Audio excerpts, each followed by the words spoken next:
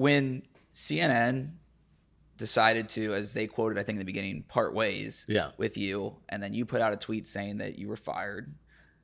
That take me inside that emotion with you, because I have to imagine it has to be, I don't know everything about your life, but one of the most traumatic, shocking moments for you to have this dream job and then it taken away from you hours after you got off the desk.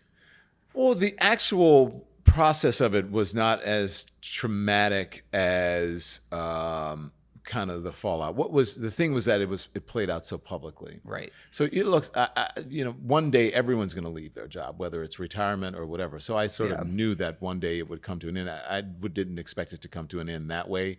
I don't think it was deserved. I don't like the way that I was treated, the way that it ended. I think that it could have been much more respectful given the time and the effort that I had put into that job. I thought it was very disrespectful, and so did the world. I think people got it. So there was almost a sense of relief. Not almost a sense, there was a sense of relief, like when it was happening. At first I thought my agent was joking, and then when he said it was real, he said, it's real, but you're going to get your money. I'm like, okay, fine, good. So there's a sense of relief because it wasn't the CNN that I had been working at for 16 years. It was different management, different times. It was very tumultuous. And I just think that I got caught in sort of this maelstrom of this flurry of, they wanted the network to be something different, and I just wasn't a part of where they wanted to move the network. And so, I mean, listen, I'm not saying anything disparaging about CNN or any, but so I was like, their loss. Yeah. I mean, well, you have that self-confidence in yourself. You know your resume. You know what you've done for almost 20 years with that network. But change is one of the biggest things, including myself, people struggle with. Well, that's when the part. I write about it in my book. Yeah. I write about it. By the way, go buy the book. It's called I Once Was Lost, My Search for God in America. And I do write about going through this depression. So it didn't, it started to set in because people define themselves by their jobs, especially men. Mm-hmm. That's what we do in America. We define ourselves by our jobs. And I had, for so long, I had such a full schedule, it was regimented. Every big story or happening in the country, I was at the matrix of that story. And so I find myself waking up and I didn't have anything to do. There was nothing on my schedule, nothing on my calendar. And I'm like, well, this is weird. And, I found myself like, my sister was called me and said, I found this dog food recipe. And I'm like, okay, I'd make dog food for my dogs. And she called and said, you should make your own laundry detergent. So I'd make my own laundry detergent. Or I would go out, on the boat or go fishing or and I said, I wanted to have the moment to myself and have a great summer because it was like, it happened at late April and the summer was coming. Mm-hmm. But it was weird not having a schedule, not having that discipline every day. And so for a while, I was like, I was trying to find out, where the meaning was in my life. Mm-hmm.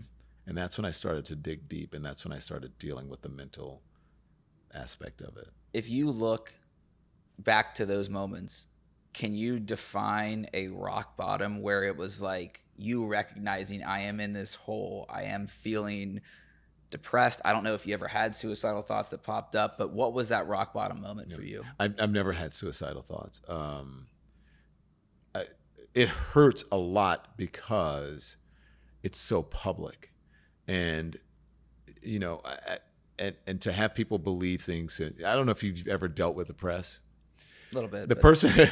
The people who write the story, the first story, that's a story that goes everywhere, because I think generally the press can be very lazy about doing their homework and fact checking or whatever. Mm-hmm. So whoever writes the first draft is the narrative that's been told. And if that narrative is wrong, it continues, right? And then people will continue to write about that forever.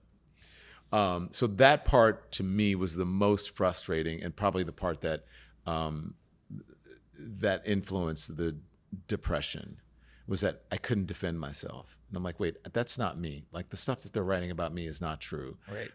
The narrative that they're putting out there about the reasons that I left CNN or was fired from CNN, none of that is true. And that started to eat at me. And then I had to realize, like, I can't change that. And then when I went back to the book, my book collaborator said, you'll get the last word. You'll have a chance to tell your story, and we're going to do this. And then I realized that, there's another chapter. There you go. And there are many other chapters in my life, and in the chapters in the book. Through that, if you read it, you will understand what happened to me. But by the way, I thought I was going to have to be, much tougher and more explicit about what happened to me, and this wasn't right. And then I started writing the book. As I was writing the book, people would come up to me on the street, and they'd say, "Hey, we miss you on CNN." We know, and I'm like, "You know what? Oh, we know what happened. We could see it coming. We knew what was happening." And so I'm like, during the writing of the book, I'm like, well, I really don't have to say much because they would tell me what happened. Right. Without me even having to explain. And I said, people aren't stupid. They get what happened. Well, I've watched it, and then I've seen what you've been doing since, and kind of, I think you were on with Tamron Hall, and just kind of, that was maybe the first interview where you really opened up about maybe some of those mental health struggles. Because like we said in the beginning, everyone has a story. It's just, to use your phrase, opening the book or going to that chapter of it. And so for you, you're going through this depression. It's the public, kind of feedback that I think hurt you the most, or that's what you just told me, the opinion from maybe some of the press. When did you ask for help? Because I know you had gone to therapy before and were on an antidepressant earlier in your life. Yeah. Did you just have this moment of like, I can't do this alone anymore? Yeah, well, it's a moment with the therapist. Yeah, I can't do this alone anymore. Yeah. And the weird thing was that I usually don't give a fuck what people think about me. But it was so antithetical to who I was. It was like I'm like, who are they writing about? Yeah. And people were believing it. They're like, oh, Don Lemon's a misogynist. I'm like, I'm not. You're out of your fucking mind if you think that. So that was the most frustrating thing for me. But you can't control what people think. Yep. And usually when I said when people you think that everyone's thinking of blah blah blah blah, and people don't really think that much. They're concerned with their own lives, and the news cycle moves so quickly now and people have very short memories, right? Yeah. And so I had to get to a point where where I said I can't do this alone. I had a therapist, and I also the antidepressants or whatever, and that helped. And then once when I delved back into the book, that really helped me. So it was almost like journaling. That's what I was going to say. It's one of the best coping mechanisms, writing how you feel, because when you bottle it up, whether it's talk therapy or just getting them out on paper, it like you have to do that, or else it'll make it 10 times worse. You have to talk to other people. Yeah. You've got to talk to someone. You cannot isolate. I had a tendency to isolate because I grew up and I had the secret that I was gay and all that, and then I was molested as a kid. And so I self-isolated a lot. Mm-hmm. And I also love to sleep. I love to be alone. So, and that can also help to reinforce the depression. Yeah. Right? If you have that sort of personality where and people think that I'm this extrovert. It's like, I'm actually not. Right? It surprises me. It's surprising, right? I do love talking to people. I'm better when I'm with people, but I love a good cold dark room with a TV and a remote and some rain going on outside, and I don't have to go anywhere, and I can do that for weeks.